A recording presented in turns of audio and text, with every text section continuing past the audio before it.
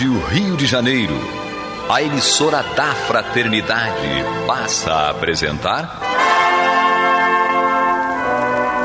Luz na Penumbra, programa que leva ao seu coração a mensagem da doutrina espírita.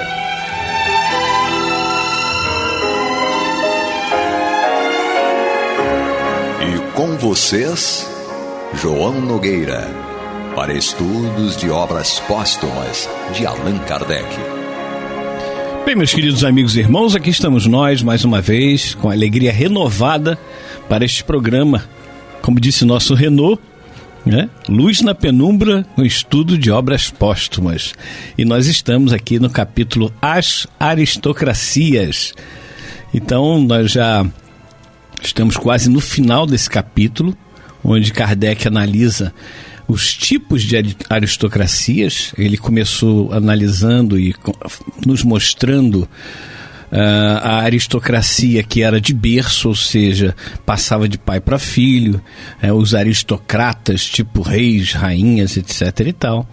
Depois veio a aristocracia do dinheiro, né, da riqueza, dos mais ricos, etc. E nas duas aristocracias ele falou, não há moral nas duas, porque alguém pode nascer num berço sendo de uma monarquia, né, de um reinado, enfim, de um poder, e não ter moral para realmente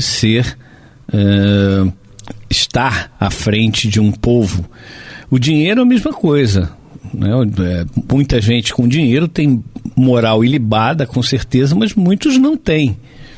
E aí o que Kardec nos fala nesse final é da aristocracia intelecto-moral, ou seja, a inteligência. Aliás, ele fala antes do intelecto-moral da aristocracia intelectual. Mas quando você separa o intelectual da moral, o intelectual pode ser, aquela pessoa mais inteligente pode se aproveitar disso, se utilizar dessa inteligência para subjugar o mais fraco, o menos apto, menos inteligente. E aí, quando ele propõe, né, Kardec propõe que essa aristocracia nova seja a aristocracia intelecto-moral, ou seja, aquela pessoa que é inteligente, mas a inteligência dela está aplicada para o bem, ou seja, moralmente é uma pessoa ilibada, moralmente é elevada. Então, vamos dar continuidade ao texto de Kardec. Ele diz o seguinte: os bons, ao contrário, não fazem alarde das suas boas qualidades, não se põem em evidência, donde o parecerem tão pouco numerosos. Pesquisai, no entanto, os atos íntimos praticados sem ostentação, e em todas as camadas sociais deparareis com criaturas de natureza boa e leal, em número bastante a vos tranquilizar o coração, de maneira a não desesperardes da humanidade. É isso mesmo, não desesperardes da humanidade. A gente não pode desesperar, né? Não pode ficar sem esperança. É isso que Kardec quer nos dizer. Quando nós vemos criaturas que são capazes, sim, de muitas vezes tirar da roupa do corpo e dar para alguém que está passando frio. Esses dias aí que tem essa quantidade de frio intensa, né? E como eu digo, nas últimas semanas eu estou morando em Petrópolis, então a gente vê pessoas morando na rua ainda, e aquilo causa um impacto muito grande na gente, faz com que a gente fique triste, porque aquelas pessoas estão sofrendo, né? Muita gente fala, estão na rua porque aí vão arrumar os porquês. Para mim não interessa por que a pessoa está na rua, está numa situação difícil. Não interessa, eu não tenho que julgar o meu irmão. Se eu puder, eu tenho que ajudar o meu irmão e não julgar. Eu não vou fazer isso por ele porque ele é uma pessoa que não quer trabalhar. O problema é dele. É óbvio que quando você faz a chamada caridade, e eu não gosto de falar que nós fazemos caridade, porque o ajudar o próximo tem que ser uma obrigação nossa. Tem que ser uma obrigação, porque como podemos viver numa sociedade em que eu estou lá na minha casa, no quentinho, cheio de cobertor, cheio de casaco, com um chocolatezinho quente, etc e tal, sabendo que tem um irmão meu na rua, no frio, passando, tremendo ali, e não tem nada para comer, muitas vezes. Não dá. A humanidade pede que nós sejamos humanos. E o humano tem que ser nesse sentido, de humanizarmos-nos, ou seja, sabermos que nós podemos sim fazer alguma coisa pelo nosso próximo. Isso já paga. Só o fato de nós sabermos, graças a Deus, hoje eu consegui ajudar alguém.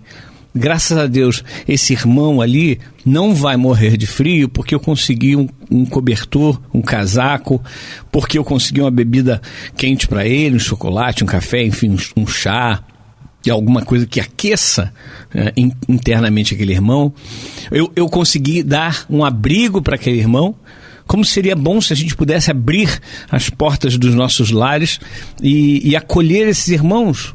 Mas a gente sabe, não é possível a gente fazer isso, ainda não é possível, porque a gente tem que ter, claro, cuidado com as coisas, óbvio, nós não podemos sair, abrindo as portas da nossa casa, botando as pessoas dentro da nossa casa, pura e simplesmente sem conhecer, sem saber, principalmente quando, por exemplo, a gente tem uma filha. Não dá. Mas se a gente puder se cotizar, Imagina um grupo que pode se cotizar, aluga ou compra um espaço onde pode se colocar lá camas, com cobertores, com aquecedores, etc e tal, onde tem um café quente, onde tem um almoço, onde tem um jantar, onde tem a possibilidade deles aprenderem uma profissão. Como seria bom! Aliás, existem pessoas que fazem isso. Então é isso que Kardec está dizendo. Pesquisar os atos íntimos praticados sem ostentação. Existe muita gente fazendo aí, a gente nem sabe. Quantas vezes a gente vê uma pessoa que desencarna, um famoso que desencarna, de qualquer área, e depois a gente fica sabendo, nossa, ele ajudava tanta gente sem ninguém saber. Ele não queria, ou ela não queria, que ninguém soubesse. Olha que coisa bonita, né? E é isso. Então Kardec continua aqui. Depois, cumpre também dizê-lo entre os maus, muitos há que apenas o são por arrastamento e que se tornariam bons, desde que submetidos a uma influência boa. Admitamos que em 100 indivíduos haja 25 bons e 75 maus.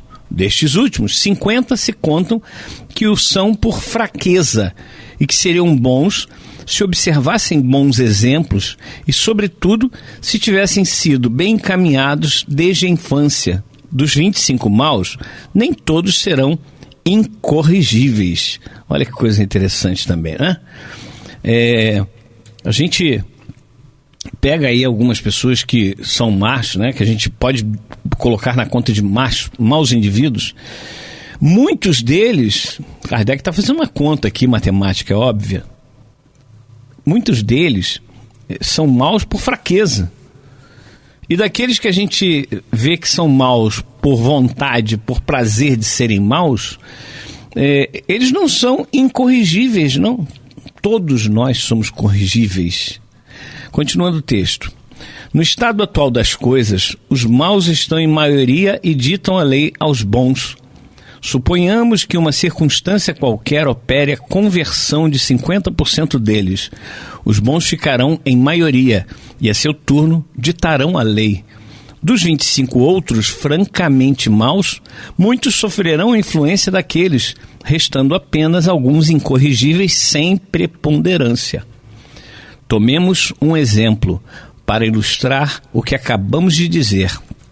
Há povos no seio dos quais o assassínio e o roubo são a normalidade, constituindo exceção o bem.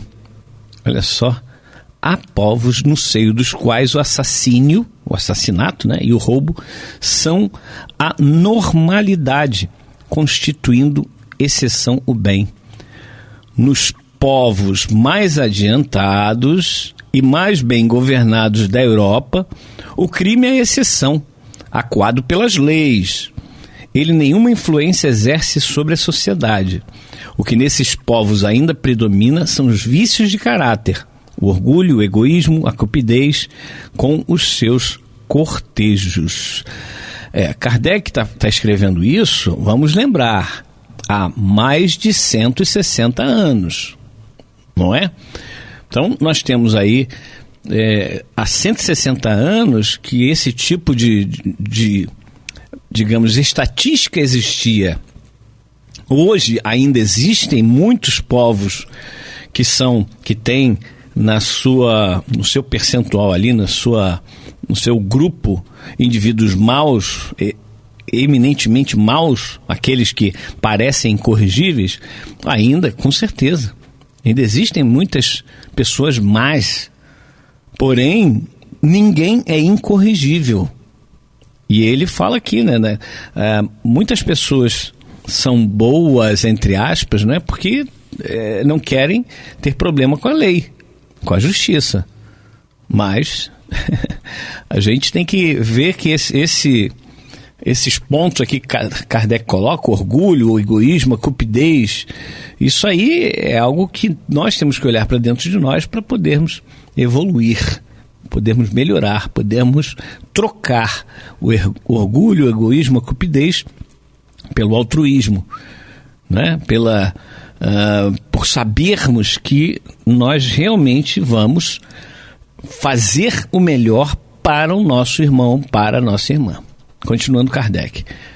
Porque, progredindo esses povos, os vícios não se tornariam a exceção, como o são hoje os crimes, ao passo que os povos inferiores galgariam o nosso nível.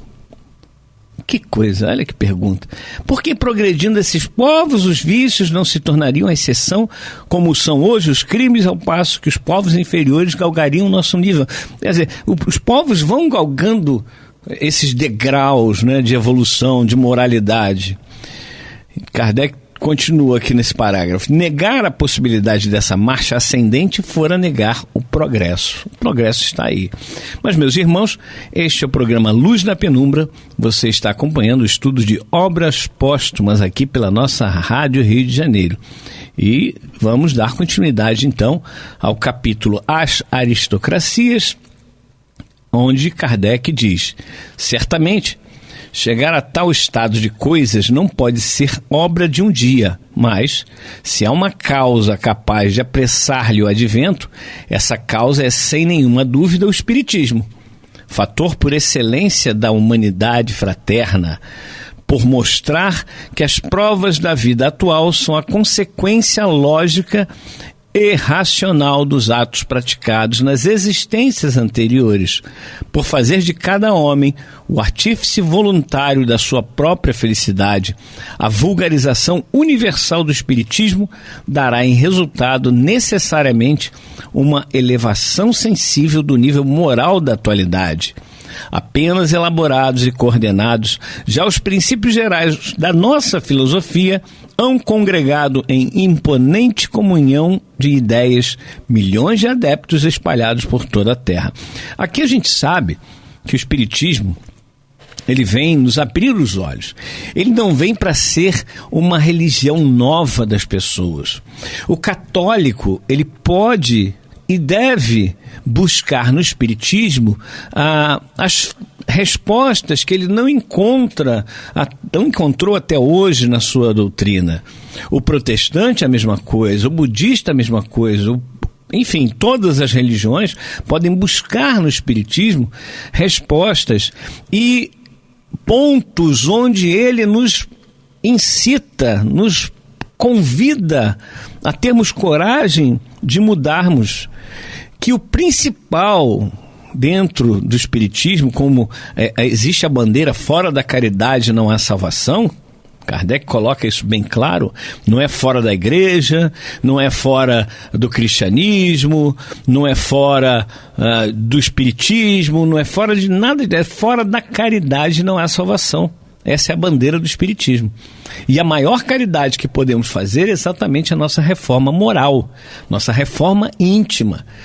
Quando nós nos reformamos intimamente, e a doutrina espírita, ela está carregada de formas, não fórmulas, mas formas que nós podemos nos utilizar para chegar realmente a uma melhor condição moral. Então é isso que nós dizemos. O Espiritismo não quer ser mais uma religião. Não queremos transformar o Espiritismo numa nova religião, mas sim, como dizia Leon Denis, o Espiritismo não é a religião do futuro, mas é o futuro das religiões. E no futuro, inclusive, como diz lá Jeremias, no capítulo 31, versículo 34, não mais se dirá ao seu irmão, conhece ao Senhor, pois todos me conhecerão. No futuro, todos nós entenderemos perfeitamente Deus, Jesus, os bons espíritos e todas as leis divinas. E buscaremos com muita força, com muita vontade, com muita determinação, aplicar essas leis divinas em nossas vidas. No futuro, todos nós seremos cristãos, digamos assim. Nós ainda somos arremedos de cristãos. No futuro, seremos verdadeiramente cristãos, porque estaremos aplicando todos os ensinamentos do Cristo em nossas vidas. Em nossas vidas.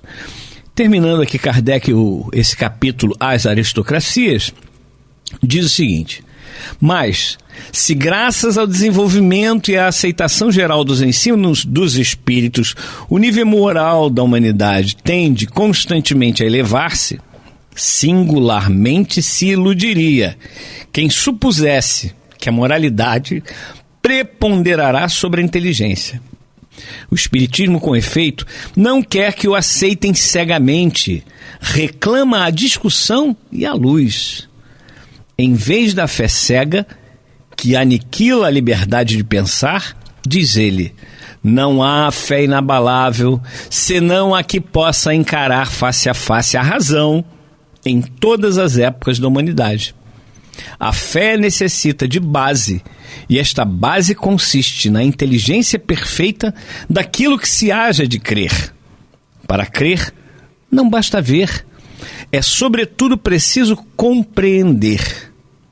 O Evangelho, segundo o Espiritismo, com bom direito, pois podemos considerar o Espiritismo como um dos mais fortes precursores da aristocracia do futuro, isto é, da aristocracia intelecto-moral. Bem, meus irmãos, este é o nosso Kardec, aqui nos mostrando que realmente o Espiritismo tem um papel muito importante no futuro de nós mesmos, no futuro da humanidade. Tem um papel fundamental para que nós possamos entender o que acontece conosco hoje, entender o que fazer para me modificar, para ser uma pessoa melhor, para ser uma pessoa mais próxima do amor de Deus, não é? Então, o Espiritismo tem essa força de nos convencer, mas para nos convencer é preciso que nós entendamos definitivamente que a mudança tem, mais uma vez, a mudança tem que vir de dentro de nós, para fora. Não pode ser uma mudança exterior.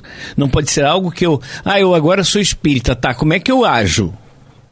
Eu me visto de branco, eu ando com o livro dos espíritos debaixo do braço, eu vou dar bom dia, boa tarde, boa noite para todas as pessoas, eu serei uma pessoa com um sorriso aberto de um lado ao outro, né?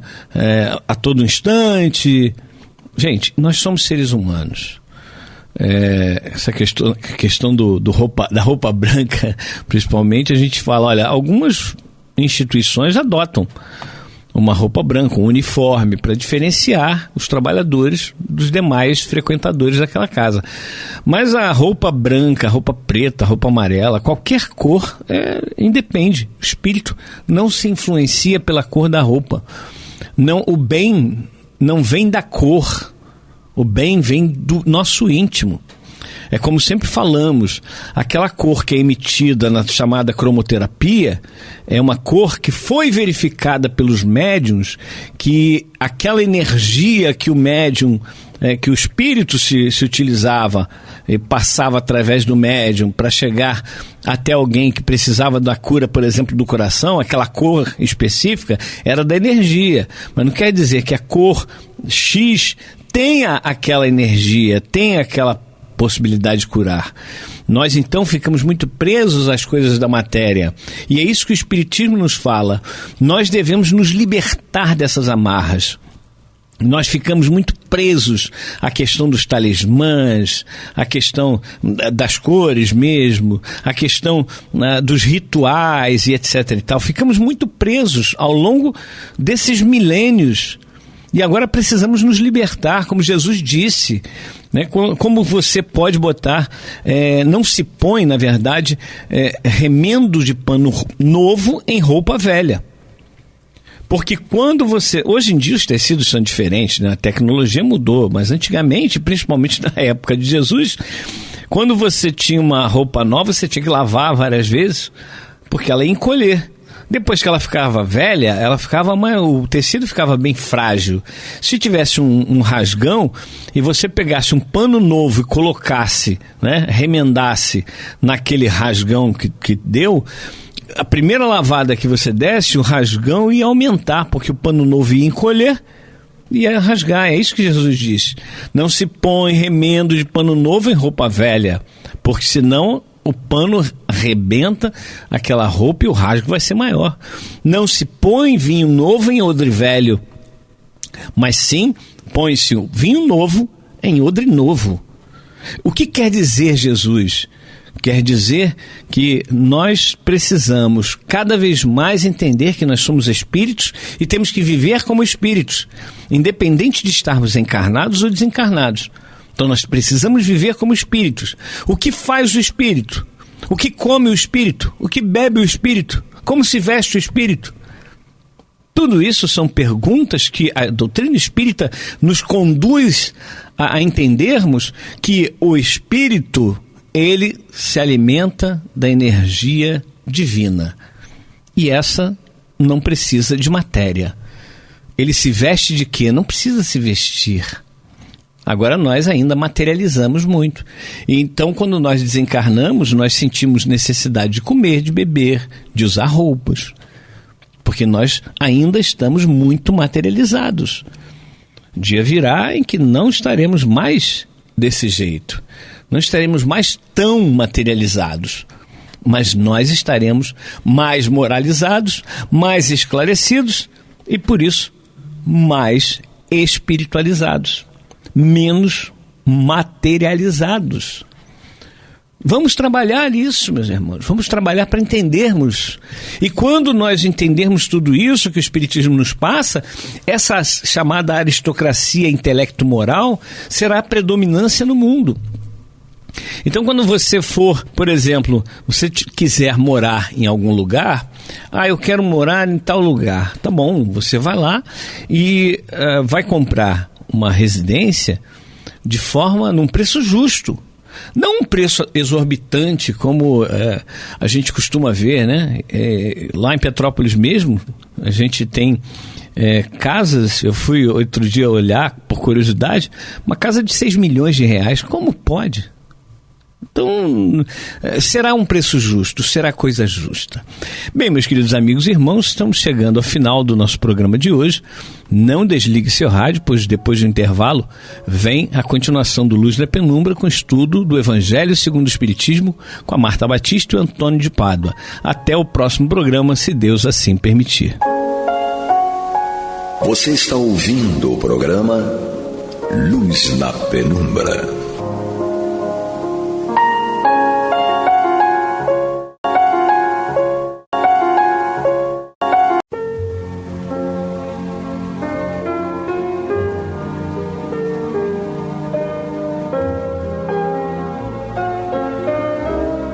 A Rádio Rio de Janeiro está levando ao seu lar e ao seu coração a mensagem consoladora da doutrina espírita, através do programa Luz na Penumbra. E agora com vocês, Marta Batista e Antônio de Pádua Barbosa. Boa noite, amigas e amigos ouvintes. Nós estamos chegando aos seus lares através do programa Luz na Penumbra.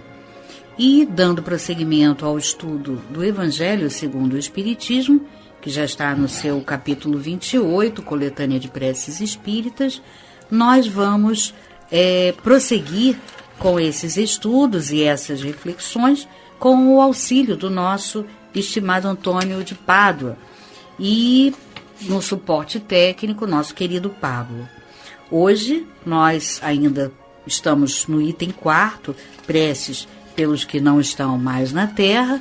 Dando sequência a esse item, o Tony vai falar sobre a prece pelas pessoas a quem tivemos afeição. E são os itens 62, 63. Ele, então, vou pedir a ele que nos auxilie com essa reflexão, dando-lhe boa noite. Boa noite, Antônio. Boa noite, Marta. Boa noite a todos. Nesta prece, principalmente no prefácio, essa prece pelas pessoas a quem tivemos afeição, Kardec faz uma explicação para a qual eu gostaria que as pessoas atentassem. Por quê? Ele não se limita a nos mostrar o cenário, o quadro, a situação. Ele faz uma demonstração do prosseguimento, da razão lógica pela qual nós devemos aceitar que a vida continua post-mortem. Muito, muito lógica, muito bonita, como sempre, uma lógica incrível que chega à beleza. Porque nós ouvimos aqui a Marta explicando no outro programa a prece por alguém que acabou de partir, alguém que pode ser qualquer pessoa, pode ser alguém que a gente nem conheça, pode ser alguém cujo nome a gente leu no jornal, não sei, pode ser uma prece geral para todos que estão partindo, como ela citou.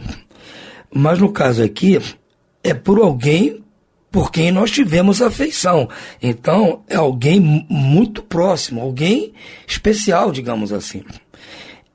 E por ser especial, é lógico que ele talvez fizesse um prefácio especial, mas imagina-se que seria um prefácio relativo à situação do ser especial, né, que toca o coração, etc. Mas ele aproveitou-se dessa circunstância para nos demonstrar mais uma vez, a nós não que acreditamos, mas aqueles que não acreditam no prosseguimento da vida e que existe algo mais no corpo, além da parte somática, perfeita. Porque ele começa simples assim de cara. Como é terrível a ideia do nada. Como devemos lastimar aqueles que acreditam que a voz do amigo que chora por seu amigo perde-se no vazio, sem nenhum eco que lhe responda. Então vocês imaginem a cena. Um amigo diante do corpo, o féretro ali de um outro amigo, por quem ele gostou muito, por quem ele teve paixão verdadeira, uma admiração, um respeito muito grande. Naquela dor de ver o amigo terminar a sua vida aqui na Terra, partir, ele não acreditando em nada, está partindo para onde? Para o nada? Então, como diz Kardec, como é terrível a ideia do nada. Porque você imaginar alguma coisa, mesmo que não seja verdade, seja uma fantasia, preenche a sua cabeça. Mas você acreditar no nada, deve ser realmente um nada, a sua situação, um vazio. Você está caindo no espaço, o paraquedas não abriu. Você não nada. Porque, e diz, como ele deve lastimar a situação desta pessoa, que vê o amigo partir, e o que ele está chorando pelo amigo, porque ele chora. O sentimento é grande. A pessoa diz, não vou chorar porque nada aconteceu. Não, ela vai chorar pelo amigo. Mas tudo aquilo que está chorando, aquela voz de lamentação, de súplica, se perde pelo nada, não há resposta. Gente, Kardec está começando também nos mostrando como nós devemos sofrer, ter pena dessa pessoa. E como nós devemos nos considerar bem-aventurados por não estarmos nesta situação. Nós temos algo que nos ajuda, essa compreensão, esse entendimento, esse esclarecimento nos ajuda a passar por esses momentos difíceis. O outro eu não sei como é que vai ser. Paraquedas deles não abriu. O meu abre. Pode ser paraquedas falso, pode ser o que for, mas me segurou. Me segurou, não quero saber de quem foi que fez o paraquedas, quem fabricou o nylon, quem desenhou o paraquedas. Eu quero saber que ele me segurou. O outro não tem paraquedas, amigo. Então, realmente, deve ser terrível a ideia do nada. Então, segue aqui, Kardec. Jamais conheceram as puras e santas afeições os que pensam que tudo morre com o corpo. O mesmo ocorre com os que julgam que o gênio, que iluminou o mundo com a sua grande inteligência, é uma ação da matéria que se extingue para sempre como um sopro, e que do ser mais querido de um pai, de uma mãe ou de um filho adorado só resta um pouco de poeira, que o tempo dissipará fatalmente. Ele está mostrando aqui o sofrimento daqueles que não acreditam em nada, ou melhor, acreditam no nada. Para eles o nada é alguma coisa. Como um homem de bons sentimentos pode ficar insensível diante deste pensamento? Como a ideia de um aniquilamento absoluto não o gera de terror e não o faz desejar que não seja assim? Se até o dia de hoje sua razão não foi suficiente para tirar suas dúvidas, porque as pessoas se baseiam na lógica, na razão, ela quer uma prova cabal, material, laboratorial, de que realmente, se só a vida do corpo, continua a alma, ou mesmo em vida tem uma alma no corpo. Eles querem uma prova. Então, a lógica deles não aceita isso. Kardec respeita, tudo bem. Se até o dia de hoje a sua razão não foi suficiente para tirar suas dúvidas, eis que o Espiritismo veio dissipar toda a incerteza pelas provas materiais que oferece da sobrevivência da alma e da existência de seres além túmulo. Ou seja, se ele se der o trabalho, se ele tiver a humildade de parar para pensar e estudar um pouco isto, ele vai mudar de pensamento, porque a outra lógica, a lógica do Espiritismo, vai mostrar que a lógica dele materialista está errada. Mas a vaidade, o orgulho, a preguiça são maiores do que o desejo de saber a verdade. Então, no último momento, na hora que precisa, ele não tem paraquedas para segurar. Em vez de comprar um paraquedas quando estava aqui fora, amarrar direitinho, arrumar, botar nas costas, subir no avião com paraquedas, não. Deixou para a última hora que o avião vai cair, todo mundo pôs seu paraquedas, ele quer o meu.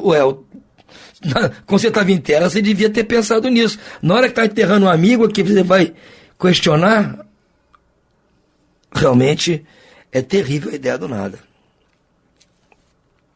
Também, por toda parte, essas provas são acolhidas com alegria. A esperança renasce, porquanto o homem sabe, de agora em diante, que a vida terrestre é uma curta passagem que conduz a uma vida melhor, que seus trabalhos aqui na terra não estão perdidos para ele, e que as mais santas afeições não estão destruídas sem esperança. Nos arremete ao capítulo 4, item 18 e capítulo 5, item 21. Então, gente, vejam bem, Kardec poderia estar aqui tecendo palavras bonitas, nos incentivando o consolo, nos incentivando a pedir para aquele nosso irmão carinho, boa recepção, mas isso nós aprendemos no programa anterior. Geral para qualquer um que está partindo. Ele se aproveita do detalhe de ser um irmão querido para demonstrar àqueles que não acreditam nestas coisas que eles estão errados.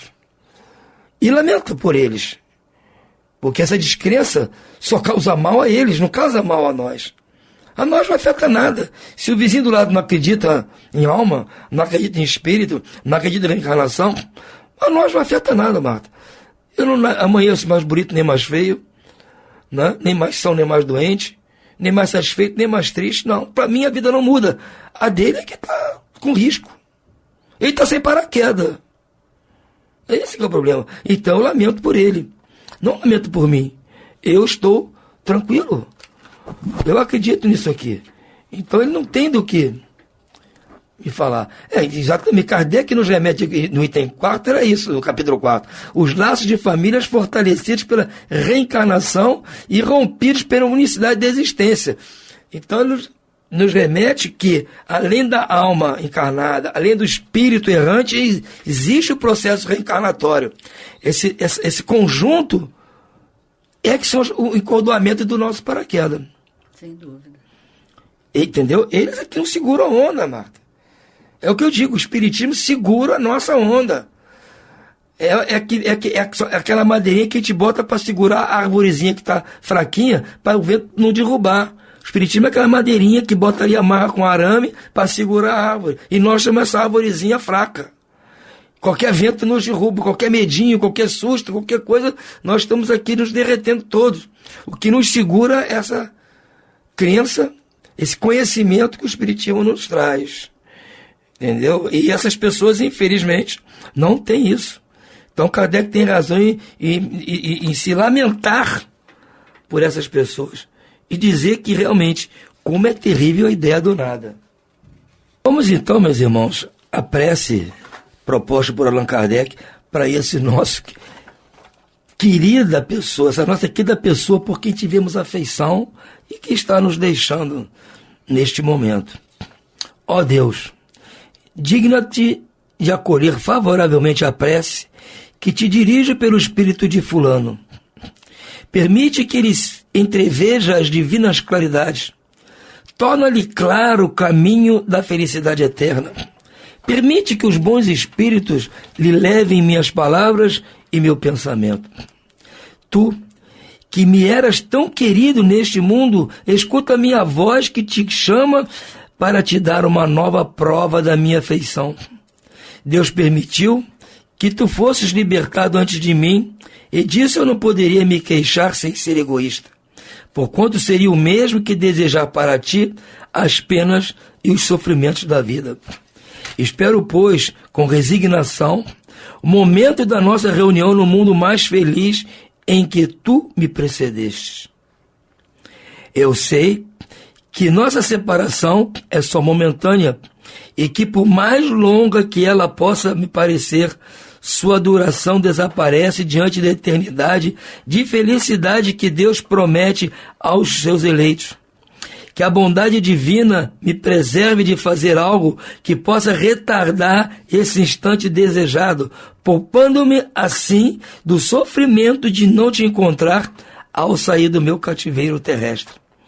Ó, como é doce e consoladora a certeza de que só há entre nós um véu material que te cobre aos meus olhos, de que podes estar aqui ao meu lado, ouvir-me e ver-me como outrora, e melhor ainda que outrora, de que tu não me esqueces da mesma maneira que eu não te esqueço, de que nossos pensamentos não param de se confundir e de que o teu me segue e me sustenta para sempre. Que a paz do Senhor esteja contigo. Então vejam bem, a prece nada mais é do que um colorário do que ele falou antes, mostrando que a afeição que você tinha por essa pessoa não acaba, como você me lembrou aqui da remissão que ele faz ao capítulo 4, os laços de família. Ou seja, esses laços não se rompem com a morte. Esses laços permanecem. Podem estar um pouco afrouxados, porque cada um está num plano diferente. Mas no momento em que o que está aqui na Terra também partir, como um elástico, esses laços vão fazê-los ficar juntos novamente e vão tocar sua vida para frente, na eternidade. Então, como eu usei essa imagem, eu acho que até eu estava inspirado, porque realmente uns têm paraquedas, outros não têm paraquedas, Marta. É verdade. Nós estamos com paraquedas, daqui da cadeira lá do carro. Se der uma asa do avião cair, coitado, ele está lascado. Eu vou puxar minha cordinha aqui e vou saltar. Ele vai cair junto com o avião. Porque, não é possível que a vaidade, o egoísmo, o orgulho, a prepotência, a preguiça, o desdém sejam maiores do que a busca pela sua própria felicidade, pelo seu próprio conforto. eles estão abrindo mão do seu conforto em troca da empáfia. É verdade. Me deixa mais confortável, eu posso dormir tranquilo, o sono do justo, que se eu for embora no sono, a minha família vai chorar um pouco, mas vai compreender que vai me contar depois. E vice-versa, se eu acordar e alguém que eu amo tiver ido, vai acontecer a mesma coisa do meu lado. Essas pessoas é nada, morreu em terra. Pois se nem o seu cachorrinho, o seu gatinho, o seu passarinho, você faz isso, Marta. Morreu em terra e acabou. Se você acha que um homem não tem alma, muito menos os animais. Como é que essa gente tem bicho em casa? Nem o bichinho dele, ele enterra sem mais nem menos. Joga no saco, manda com o lobo pegar. É assim que eles fazem? Não é. Então como é que faz com o ente querido? Morreu, acabou, nada. Que há 3 anos manda jogar no ossário. Simples assim. Eu acho que essas pessoas realmente estão precisando de uma reflexão. Não estão nos ouvindo, paciência. Estão lá nas suas redomas, tudo bem. Mas, como diz Kardec aqui, nós devemos lamentar por essas pessoas. Lastimar, como devemos lastimar aqueles que acreditam que a voz do amigo que chora por seu amigo perde-se no vazio sem ter nenhum eco que lhe responda. Eu fiquei até tocado aqui com esse raciocínio do Kardec, Marta. É verdade. É verdade, impressionante.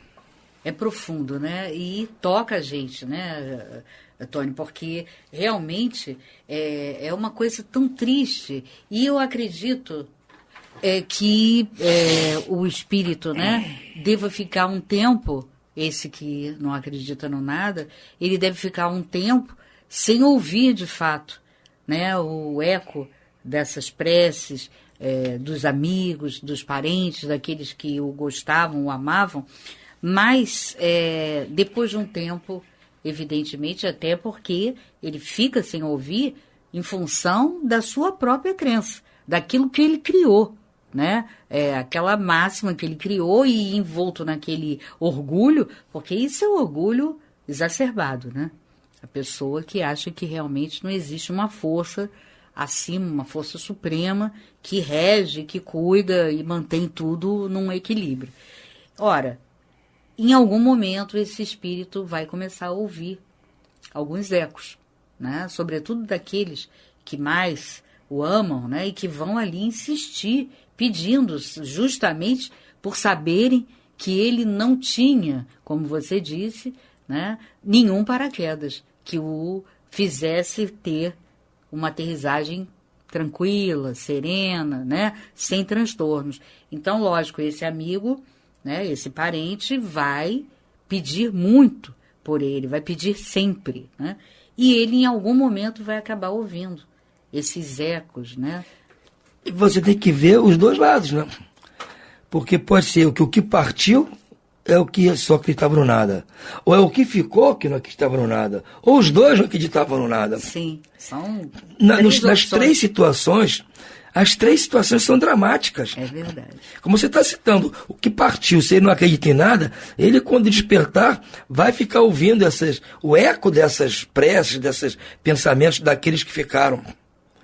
Ele não vai entender nada, mas ele vai ter a prova que ele precisava, que vão chegar espíritos perto dele, ainda mais se for uma pessoa de boa índole, para esclarecer e ele vai cair na real. Agora, esse que fica aqui e que eu não acredito em nada, enterrou o amigo no cemitério, foi embora e vida que segue. Ele volta para casa, se esse amigo for o pai dele, for o filho dele, for a mulher dele, o irmão dele, ele volta para casa e vida que segue? Ele vai dormir aquela noite sem aquele amigo, sem aquela pessoa por quem ele tinha afeição? E tudo bem? Numa boa? Ou vai ficar pensando, puxa, mas minha mulher morreu, como é que faz? Como é que eu tô sentindo? 40 anos de casado, e agora? Acabou tudo, zerou. Ela foi, que nem quebrou um copo aqui, joga fora os cacos.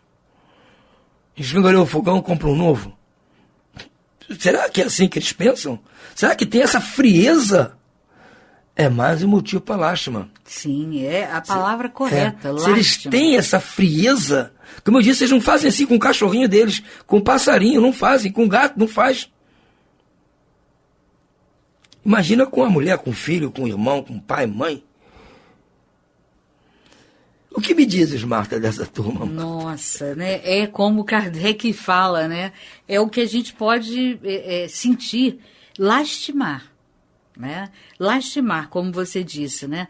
Imagina se o universo tivesse regido, né? Ou melhor, não regido, estivesse deixado ao acaso, né?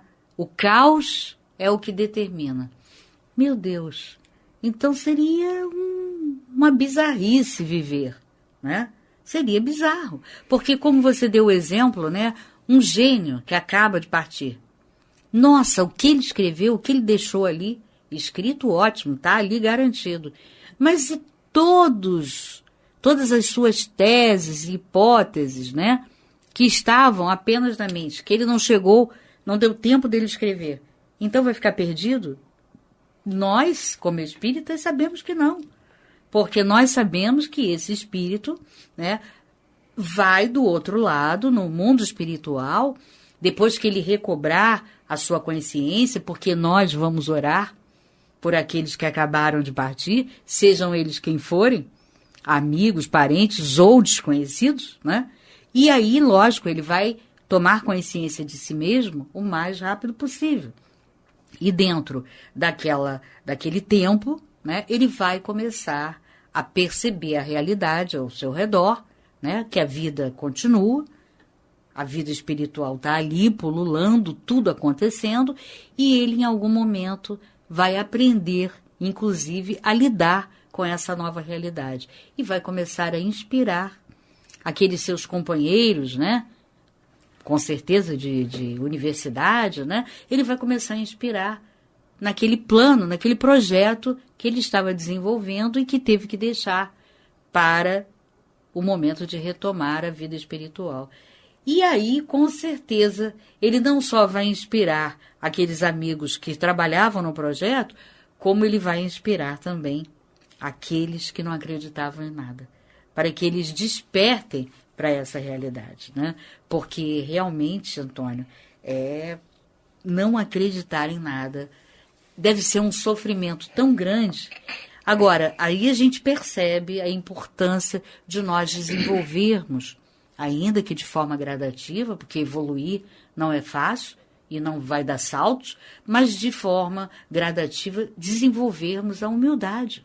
Vamos nos trabalhar para desenvolver a humildade, porque o que gera e mantém esse processo de pensamento, né, e de ideia de que o nada é o fim de todos, é o orgulho.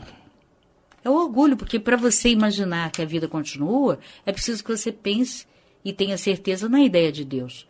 E eles não querem acreditar, né? Não querem acreditar em Deus porque eles se sentem muito donos de suas existências e acham que não precisa, né? Que isso é apenas um suporte emocional para aqueles que têm profundas dificuldades. Eu pergunto a você, uma pessoa dessas que não acredita em nada, vai lá no cemitério e enterra um filho. Aí você pergunta, bom, você enterrou seu filho, você acha que ali é só poeira que vai virar aquilo e acabou, não tem mais nada? Infelizmente é assim, não tem mais nada. Tudo bem. E o amor que você sente pelo seu filho? Sentia por ele? Acabou? Não. Eu vou continuar minha vida toda amando meu filho. Tudo bem. Então o amor que você sente por ele não acaba. Não, você está amando, continua amando um monte de poeira. Tudo bem. Agora, e o amor que ele sentia por você acabou? O seu continua. Agora, e o amor que ele sentia por você acabou ali no caixão? É verdade. Vamos ver. Como é uma reflexão, né? Tem que pensar, né? Tem que pensar. Bom, mas o nosso tempo, Pablo avisa que acabou. Vamos ficando por aqui, desejando a todos uma ótima noite e muita paz. E era pra você. E vamos ouvir agora a prece de encerramento de nosso programa, na voz de Geraldo de Aquino. Jesus, dá-nos coragem para a luta, piedade para os insultos e misericórdia para as injustiças e ingratidões. Limpa nossa alma de inveja e ambições mesquinhas, de ódio e de vingança o nosso caminho.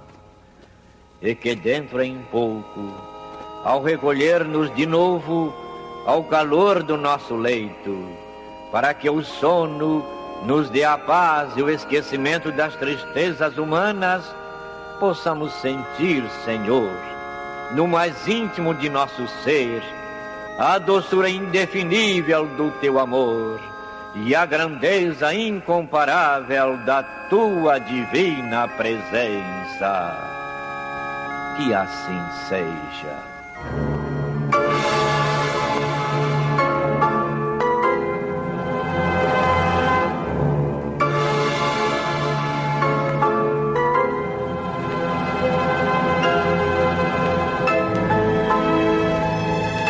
Acabamos de apresentar o programa Luz na Penumbra, que voltará a ser apresentado amanhã às 21 horas nesta emissora.